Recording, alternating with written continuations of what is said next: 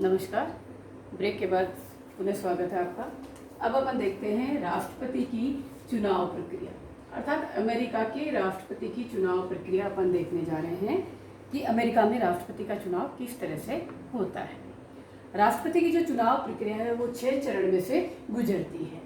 पहला चरण है राजनीतिक दलों द्वारा प्रत्याशियों का मनोनयन, अर्थात सबसे पहली जो चुनाव प्रक्रिया उसका पहला जो चरण है, पहला जो कार्य है वो ये है कि जो राजनीतिक पार्टियां हैं वो अपना अपना प्रत्याशी तय करती हैं। अमेरिका में 2 मुख्य रूप से राजनीतिक दल हैं, रिपब्लिक एंड डेमोक्रेटिक। जो दोनों पार्टियां हैं अपने अपने प्रत्याशी तय करेंगी कि मेरी पार्टी का ये प्रत्याशी है राष्ट्रपति का या मेरी पार्टी का ये प्रत्याशी है। दोनों दल अपना तय करते हैं। इसके अलावा जो छोटे छोटे हैं या निर्दलीय हैं एक दो, वो भी कई बार प्रत्याशी अपना तय करते हैं, लेकिन मेन जो है वो ये दोनों पार्टियां हैं।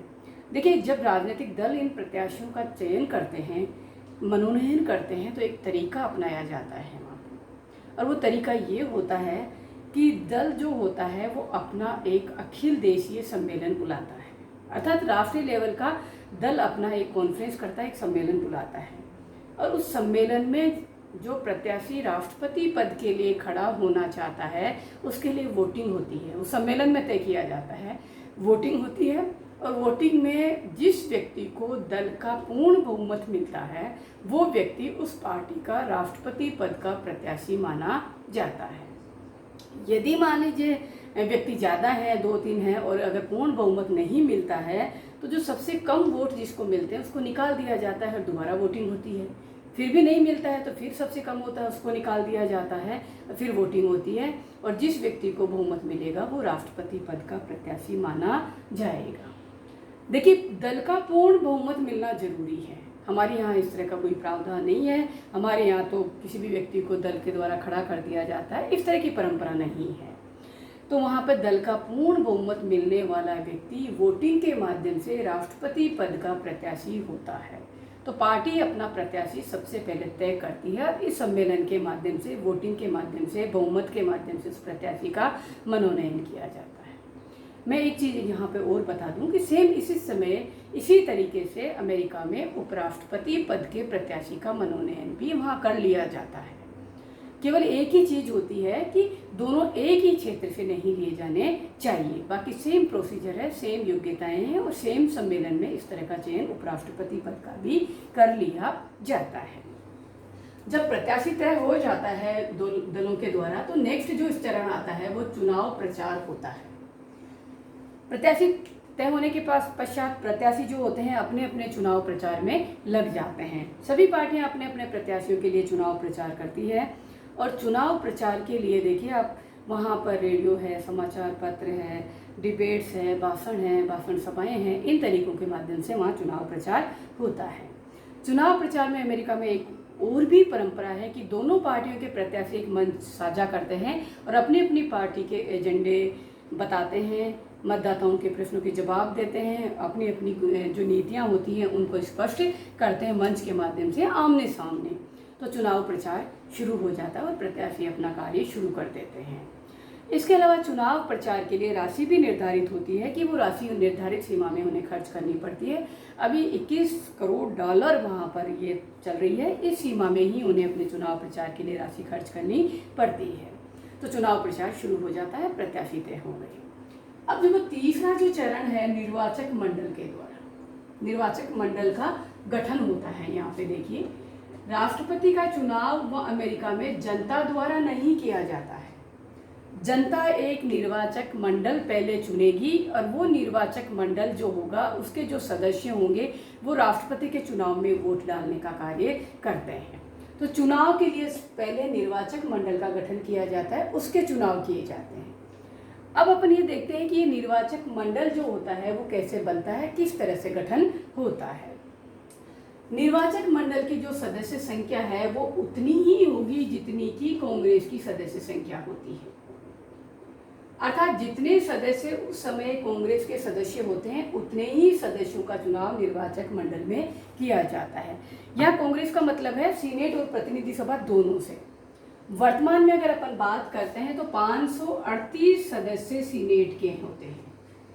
यहाँ पर 435 तो प्रतिनिधि सभा के होते हैं, 100 सीनेट के होते हैं और 3 कोलंबिया से लिए प्रतिनिधित्व करने के लिए लिए जाते हैं। तो टोटल 538 सदस्य भी वर्तमान में वहाँ चल रहे होते हैं।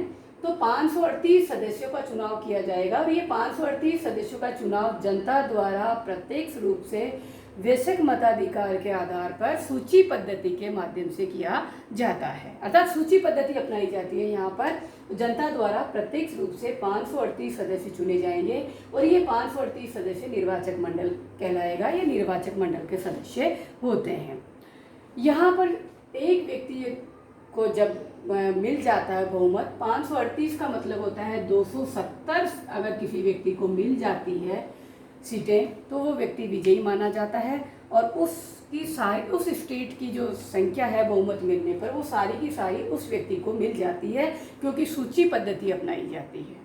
अर्थात राजनीतिक दल अपने उम्मीदवार खड़ा करते हैं और खड़ा करने के पश्चात जनता उन्हें चुनती है, वैश्विक मताधिकार के आधार पर सूची पद्धति के माध्यम से चुनती है और जिस उम्मीदवार को मतदाताओं का बहुमत मिलता है, वोट मिलते हैं, वो व्यक्ति विजयी माना जाता है और उस स्टेट से सारे स्थान उसको मिल जाएंगे, चाहे दूसरे प्रतिनिधियों को कितने ही वोट क्यों नहीं मिल रहे होते हैं। तो सूची पद्धति के आधार पर होता है और 538 में जिस पार्टी को या जिस दल को 270 स्थान प्राप्त हो जाते हैं, लगभग निर्वाचक मंडल में ये तय हो जाता है कि उसी पार्टी का राष्ट्रपति बनेगा।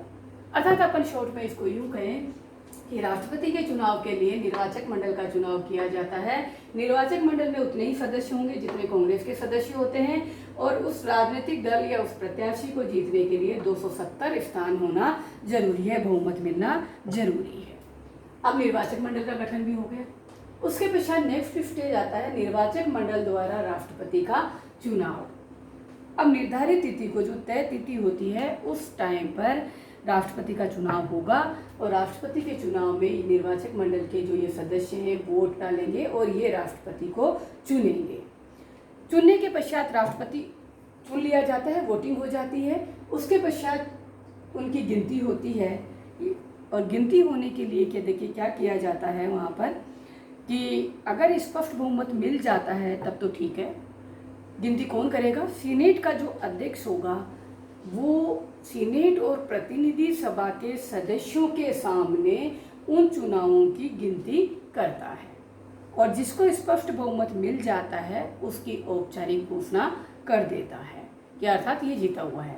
सीनेट का अध्यक्ष, मैं फिर रिपीट कर रही हूँ, निर्धारित तिथि को चुनाव हो जाएंगे, चुनाव निर्वाचक मंडल के सदस्य करेंगे, उसके पश्चात उनकी गिनती होगी निर्धारित तिथि को और गिनती में जो सीनेट का अध्यक्ष होगा वो प्रतिनिधि सभा और सीनेट के सामने उन मतपत्रों को खोलता है, उनकी काउंटिंग करता है और रिजल्ट की घोषणा करता है और राष्ट्रपति का निर्वाचन हो जाता है। लेकिन यदि मान लीजिए नेक्स्ट स्टेज अपना यह आता है कि किसी व्यक्ति को स्पष्ट बहुमत नहीं मिलता है, स्पष्ट बहुमत अगर यहाँ मिल जाता है तो घोषणा हो जाती है, लेकिन अगर यहाँ स्पष्ट बहुमत नहीं मिलता है तो उस कंडीशन में वहाँ पर ये प्रावधान किया गया है कि प्रतिनिधि जो सभा है वो राष्ट्रपति का चुनाव करेगी। अब वो देखिए किस तरह से करती है। अगर 270 स्थान यहाँ नहीं मिलते हैं तो यहाँ पर प्रतिनिधि सभा क्या करेगी, ऊपर जो सबसे ऊपर 3 व्यक्ति होंगे जिनको ज़्यादा वोट मिलेंगे उनमें उन 3 में से एक को राष्ट्रपति चुनेगी और प्रतिनिधि सभा चुनाव के आधार पर करेगी। और चुनाव किस तरह से होंगे, एक स्टेट का एक चुनाव माना जाएगा, एक मत डाला जाएगा। तो प्रतिनिधि सभा के सदस्य आपस में तय कर लेते हैं कि हमारे तरफ से इस स्टेट का कौन व्यक्ति वोट डालेगा। तो प्रतिनिधि सभा के स्टेट वाइज एक स्टेट का एक मत होगा, एक मत डाले जाएंगे और टोटल स्टेट वहाँ पर 25 हैं, तो जिसको 26 वोट मिल जाएगा वो व्यक्ति राष्ट्रपति माना जाएगा। तो स्पष्ट बहुमत नहीं मिलने पर प्रतिनिधि सभा द्वारा 3 व्यक्तियों में से जिनको ज़्यादा वोट मिले हैं उनमें से राष्ट्रपति का चुनाव करेगी और प्रतिनिधि सभा जब वोट डालेगी तो एक स्टेट का एक ही वोट डाला जाएगा। तो 50 स्टेट के हिसाब से 26 जिसको मिलेंगे, अर्थात 50 से एक ज़्यादा 26 हो गए, 26 वोट जिसको मिलेगा वो व्यक्ति राष्ट्रपति माना जाएगा। इस तरह प्रतिनिधि सभा के द्वारा किया जाता है। मैं आपको बता दूं कि 2 बार ऐसी कंडीशन यहाँ आई है। सबसे पहले 1801 में एक कंडीशन यहाँ बनी थी, राष्ट्रपति हुआ करते थे जेफरसन और 1825 में दूसरी जो कंडीशन बनी थी, 1825 में ये तरीका अपनाया गया था, राष्ट्रपति वो थे एडम्स। इन दो राष्ट्रपतियों का चुनाव प्रतिनिधि सभा द्वारा किया गया था उस समय स्पष्ट बहुमत नहीं मिलने पर। तो स्पष्ट बहुमत नहीं मिलने पर प्रतिनिधि सभा उसका चुनाव कर रही है। चुनाव करने के पश्चात नेक्स्ट आता है राष्ट्रपति द्वारा पद ग्रहण करना। अमेरिका में तारीख फिक्स है, 20 जनवरी को राष्ट्रपति अपने पद की शपथ ग्रहण करता है। वहाँ पर संविधान संशोधन कर दिया, 20वां संविधान संशोधन हुआ है। उसके पश्चात ये तय कर दिया गया कि राष्ट्रपति के लिए 20 जनवरी को पद ग्रहण करना जरूरी है। उसी समय राष्ट्रपति अपना पद ग्रहण करता है और सर्वोच्च न्यायालय का जो मुख्य न्यायाधीश होगा वो उसे पद और गोपनीयता की शपथ दिलाता है और राष्ट्रपति अपना पद ग्रहण करता है। इस तरह इसका चुनाव होता है। सबसे पहले दल अपने प्रत्याशियों का चुनाव करते हैं, प्रत्याशी अपने चुनाव प्रचार में लग जाते हैं। उसके पश्चात जनता द्वारा निर्वाचक मंडल का चुनाव किया जाता है, फिर निर्वाचक मंडल के द्वारा राष्ट्रपति का चुनाव किया जाता है और स्पष्ट बहुमत नहीं मिलने पर प्रतिनिधि सभा द्वारा उसका चुनाव किया जाता है और 20 जनवरी को राष्ट्रपति अपने पद ग्रहण करता है। इस निर्वाचन प्रक्रिया के बारे में हालांकि बहुत कुछ वे आरोप भी लगाए जाते रहे हैं कि जैसे फॉर एग्जांपल ये कहा जाता है कि अल्पमत प्राप्त व्यक्ति राष्ट्रपति बन जाता है, अर्थात इसमें सूची पद्धति अपनाई जाती है। तो जिसको बहुमत मिल जाता है तो सारे स्थान उसको मिल जाते हैं, इसलिए कहा जाता है कि हारे हुए प्रत्याशियों के वोटों की कोई कीमत नहीं होती है। दूसरा, इस पे ये भी आरोप लगाया जाता है कि निर्वाचक मंडल जो है वो निरर्थक है, उसे अनावश्यक पैसा खर्च होता है, अनावश्यक व्यवस्थाएं करनी पड़ती है, डायरेक्ट जनता द्वारा भी चुनाव किया जा सकता है। इसी तरह ये भी कहा जाता है कि छोटे राज्यों की उसमें उपेक्षा होती है, क्योंकि सूची पद्धति होती है और 50 में से 10-12 बड़े राज्यों को अगर ले लेते हैं तो छोटे राज्यों की उपेक्षा हो जाती है, उन्हें पूर्ण बहुमत वहीं प्राप्त हो जाता है। इसी तरह निर्वाचक मंडल में भी भ्रष्टाचार फैलने की संभावनाएं भी बताई जाती हैं कि निर्वाचक मंडल जब राष्ट्रपति का चुनाव करता है तो उस समय भ्रष्ट हो सकता है। इसी तरह राज्यों द्वारा निर्वाचन की जो व्यवस्थाएं हैं वो भी अलग अलग अपनाई जाती हैं। तो ये इस तरह के आरोप भी लगाए जाते हैं, लेकिन उसके बावजूद भी अमेरिका में ये वाद विवाद चल रहा है। लेकिन अभी राष्ट्रपति के चुनाव के लिए यही प्रोसीजर अपनाया जाता है और सुझाव ये दिया जाता है कि संपूर्ण देश को एक निर्वाचन क्षेत्र मानते हुए जनता द्वारा प्रत्यक्ष रूप से उसका चुनाव करवा लिया जाना चाहिए। ये सुझाव दिया जाता है क्योंकि राष्ट्रपति सारी शक्तियां इस्तेमाल करता है, व्यवहारिक शक्तियां उसके पास है, इसलिए ये सुझाव दिया जाता है। लेकिन अभी तक यही प्रक्रिया वहाँ पर चली आ रही है। आज इतना ही, धन्यवाद।